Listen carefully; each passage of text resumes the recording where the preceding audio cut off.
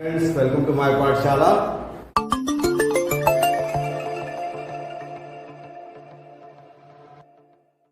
Last class में हमने क्या सीखा था? हमने सीखा था सेक्शन फॉर्मूलास को और सेक्शन फॉर्मूला से रिलेटेड प्रॉब्लम्स को सॉल्व किया था। अब उसी एनसीईआरटी एक्सरसाइज को हम कंप्लीट करने जा रहे हैं। तो क्वेश्चन नंबर हमारा है, एक्सरसाइज क्या थी आपकी? 7.2 याद है कि भूल गए? Question number 4। अच्छा, आप लोग कमेंट नहीं कर रहे हैं, इसका मतलब या तो पूरे क्वेश्चन बन रहे हैं या तो फिर आप कर ही नहीं रहे हैं। गलत बात है। चलिए फोर्थ क्वेश्चन देखते हैं। क्या क्वेश्चन है हमारे पास? Find the ratio in which the line segment joining the points of -310 and 6-8 is divided by -1-6। मतलब है कि ये लाइन, अगर हम इस तरीके से बात करें कि ए बी एक लाइन फॉर्म ले लें आप, ये हो गया आपका पॉइंट ए, ये हो गया बी। ए के कोऑर्डिनेट क्या दिए हैं आपको? -3 एंड 10। बी के कोऑर्डिनेट क्या दिए हैं आपको? 6 एंड -8। अब इनके बीच में कोई तीसरा पॉइंट पी है और इसके कोऑर्डिनेट भी आपको ऑलरेडी दिए हुए हैं, -1 और 6। अब आपको फाइंड करना है कि भैया यहाँ रेशियो कितना है। तो अगर ये रेशियो m1 रेशियो m2 होगा तो क्या होता है? आपने उस दिन फॉर्मूले में क्या पढ़ा था? सेक्शन फॉर्मूला कि अगर आपको किसी पॉइंट P के कोऑर्डिनेट निकालने हो तो Pxy इक्वल्स क्या होता है? m1 x2 plus m2 x1 upon m1 plus m2।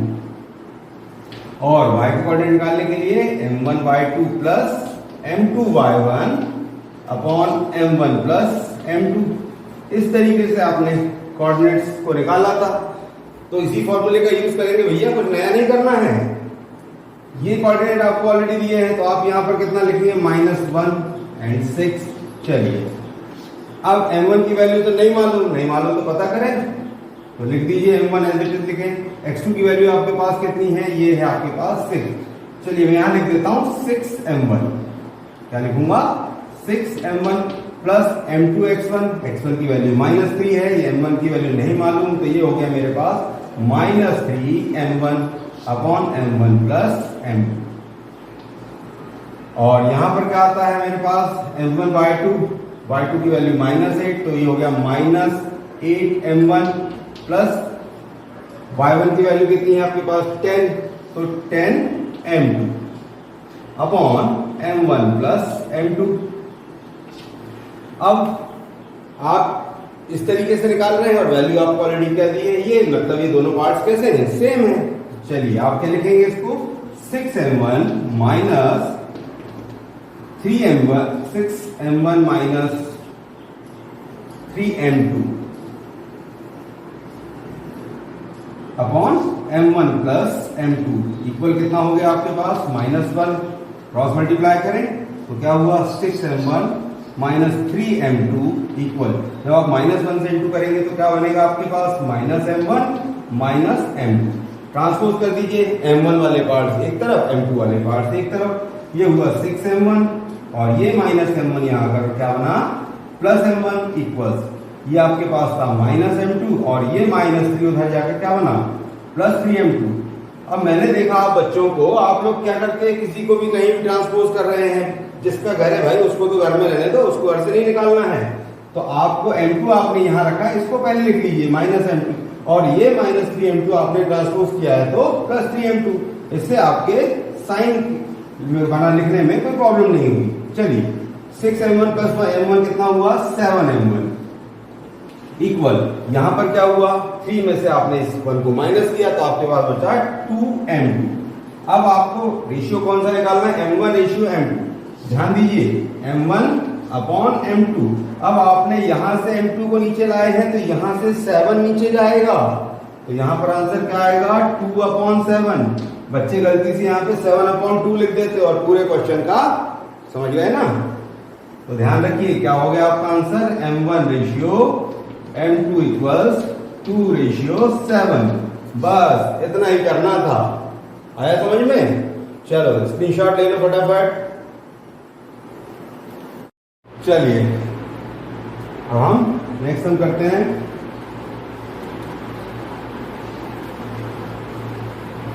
8 तो नेक्स्ट सम आपकी बुक में है find the ratio in which the line segment joining A 1 minus 5 and b minus 4 5 divided by x axis also find the coordinate of the point of division।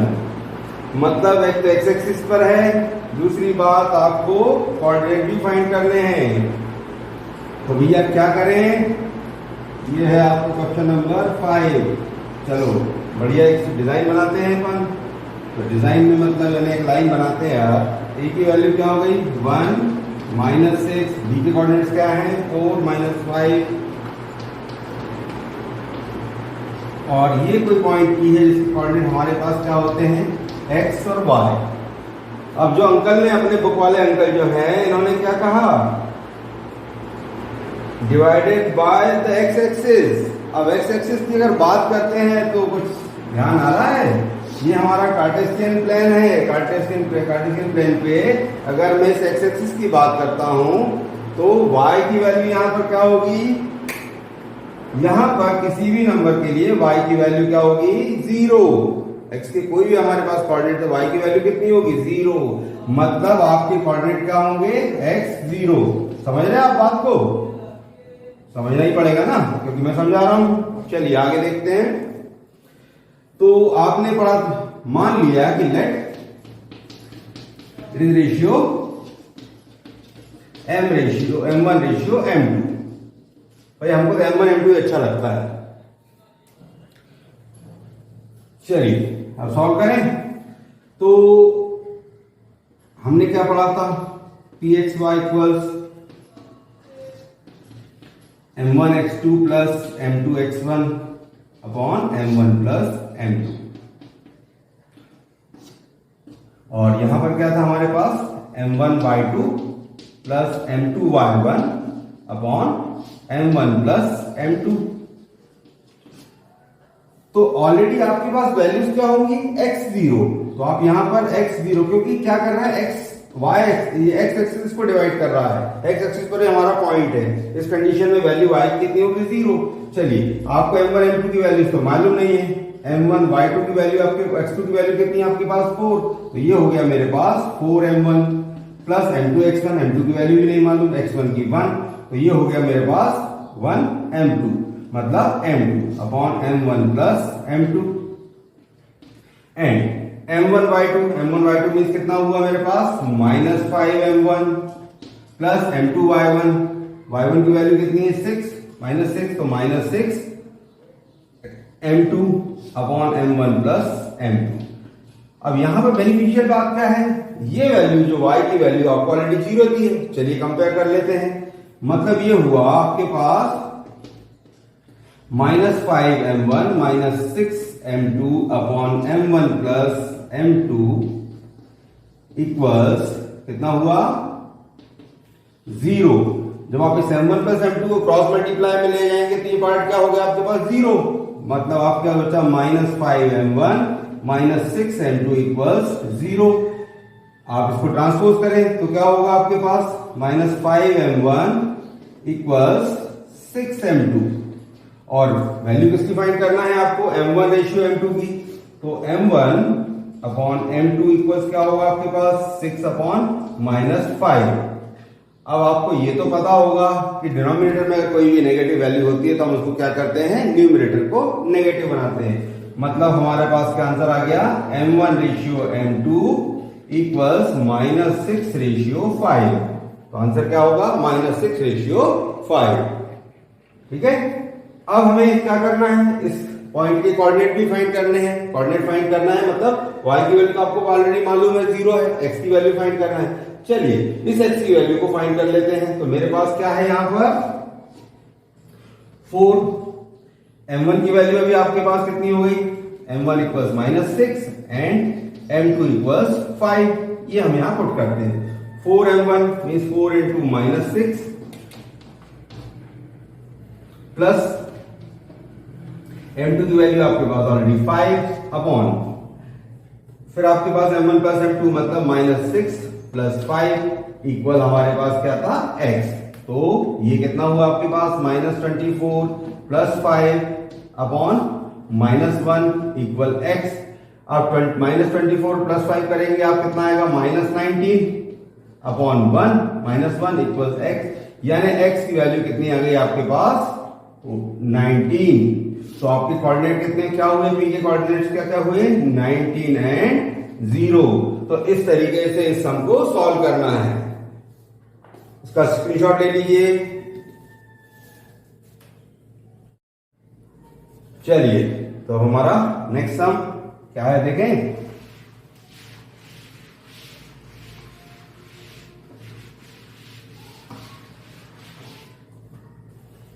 Next sum है मेरे पास, if 1 2 4y x6 and 3 5 are vertices of a parallelogram taken in order, find the value of x and y। चलिए आपको चार coordinate दे दिए हैं, चारों coordinate क्या हैं पैरेललोग्राम के वर्टिसेस हैं, आपको x और y की वैल्यूज फाइंड करनी है। तो बढ़िया सा एक डायग्राम बना लें। तो डायग्राम किसका बनाएंगे भाई, पैरेललोग्राम बनाएंगे ना, सर्कल डायग्राम थोड़ी बनाना है, पैरेललोग्राम बनाएंगे। चलिए एक छोटा सा सुंदर सा पैरेललोग्राम बना दिया मैंने आपके पास। इसके कोऑर्डिनेट्स क्या हो गए a b c और d, ये इसकी चारों वर्टिसेस हो गई। इनके कोऑर्डिनेट हमारे पास क्या है 1 2 एंड b के कोऑर्डिनेट क्या हुए 4 y, c के कोऑर्डिनेट्स क्या हैं x6 और d के कोऑर्डिनेट क्या है हमारे पास 3 5। अब x और y की वैल्यू को फाइंड करना है। हाँ चलिए अब कैसे फाइंड करेंगे। अब इसमें एक बहुत सिंपल सी चीज आपको ये मालूम होनी चाहिए कि जो पैरेललोग्राम होता है इसके डायगोनल एक दूसरे को क्या करते हैं बाइसेक्ट करते हैं। कहा क्या करेंगे बाइसेक्ट करेंगे। तो ये पॉइंट जो O होगा वो दोनों के लिए कैसा होगा सेम होगा। अब एक चीज और समझ लो कि जब बाइसेक्ट कर रहे हैं भैया मतलब क्या हुआ रेशियो दोनों तरफ सेम 1:1। तो यहां पर m1 = 1 m2 = 1। अब आपको इस O के जो कोऑर्डिनेट होंगे जो AB के लिए होंगे वही कोऑर्डिनेट किसके लिए होंगे AC के लिए। तो मैं इसके कोऑर्डिनेट फाइंड करूं फॉर BD। सीधे सीधे आप इसको मिड पॉइंट वाले तरीके समझ सकते हैं कि जो O के कोऑर्डिनेट क्या होंगे हम हमारे फॉर्मूले का यूज करेंगे। जब इसको 1:1 रखेंगे और उसको जब सॉल्व करेंगे उस तरीके से ना करके डायरेक्ट आप क्या कर सकते हैं, आप इसके लिए O की वैल्यू क्या लिखाएगी BD के लिए O के जब आप कोऑर्डिनेट फाइंड करेंगे तो ये हो जाएगा आपके पास में 1 + x/2, क्योंकि ये पॉइंट कैसा है इसका मिड पॉइंट है।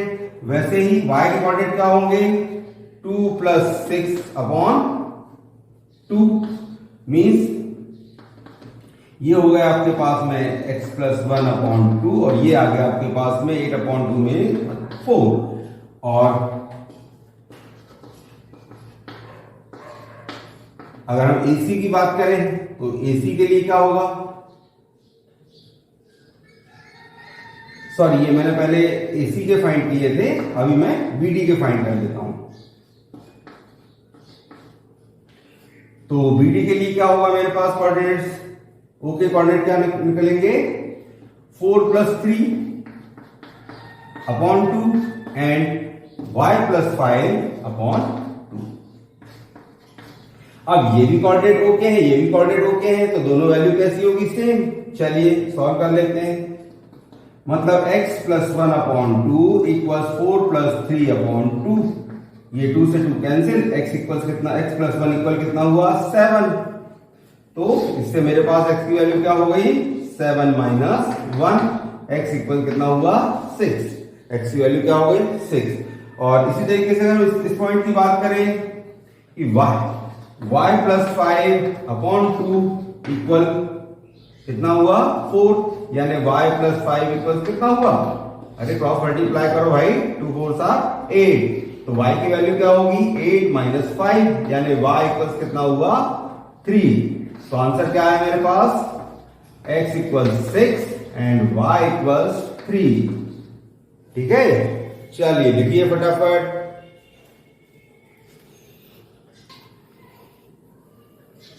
चलिए हो गया। अब हम नेक्स्ट सम करें।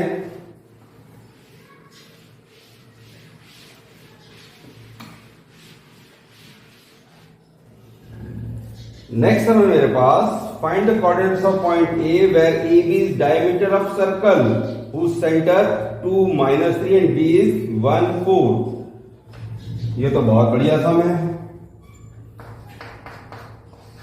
और बहुत इंपॉर्टेंट है, आपके टेस्ट में एग्जाम में आएगा, तैयारी करें। चलिए मैं इसको सब पहले सर्कल ड्रॉ करूं। वाह बेटे, बहुत मौज कर दी सर ने ना, कितना बढ़िया सर्कल बना है। अब ए के कोऑर्डिनेट आपको नहीं मालूम तो भैया एक्स वाई लिखेंगे। इसका सेंटर हो गया ओ, ओ के कोऑर्डिनेट क्या है हमारे पास में 2 -3 और बी के कोऑर्डिनेट्स क्या क्या है मेरे पास 1 4 और मुझे वैल्यू किसकी निकालनी है, ए के कोऑर्डिनेट्स की वैल्यू निकालनी है। तो कैसे निकालें, अभी आपने लास्ट सम में देखा था, अब ये तो आपको पता होगा कि जो सेंटर है ये दो सर्कमफ्रेंस से दोनों तरफ से इक्वल डिस्टेंस पर होगा ना, यानी कि ये ए बी अगर हम लाइन है तो ओ क्या करेगा, उसका मिड पॉइंट होगा, मतलब दोनों तरफ से बीच में होगा।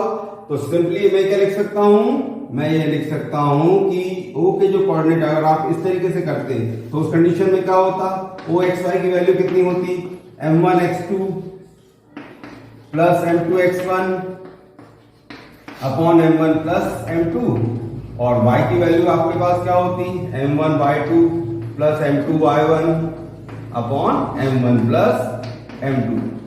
अब ये यहाँ पे बहुत अच्छी बात आपके पास क्या लिखी है, ऑलरेडी ओ के कोऑर्डिनेट दिए हैं 2 और -3। शानदार सी बात ये है कि m1 की वैल्यू मतलब आपको मालूम है दोनों तरफ सेम रेशियो है यानी 1:1। तो यहाँ पर आपके पास में क्या होगा, ये सब वैल्यू 1 हो गई, नीचे क्या आ गया 1 + 1 2 आ गया। यानी आपको डायरेक्ट ये करना है x2 + x1 मतलब 1 + x अपॉन 2 और ये वैल्यू कितनी हुई आपके पास 4 + y अपॉन 2 और वैल्यू ऑलरेडी आपके पास सेंटर के कोऑर्डिनेट की दी है, मतलब क्या हुआ आपके पास 1 + x अपॉन 2 = 2 यानी 1 + x = 4। तो x इक्वल क्या बचा मेरे पास 4 - 1 x = 3 और ऐसे ही 4 + y अपॉन 2 = -3। तो ये हुआ 4 + y = 3 2 6 -6 तो y की वैल्यू कितनी हुई -6 - 4 y = -10 मतलब मेरे ए के कोऑर्डिनेट क्या हो गए 3 - 10। ठीक है, तो आया आपको ये समझ में। अब क्या करना है, बाकी क्वेश्चंस आपको सॉल्व करने हैं, ट्राई करना है और अगर नहीं बनेंगे तो नेक्स्ट पार्ट हमारा तैयार होने वाला है, उसमें देखते हैं। और अगर वीडियो पसंद आए तो इसको लाइक और सब्सक्राइब करें। Thank you.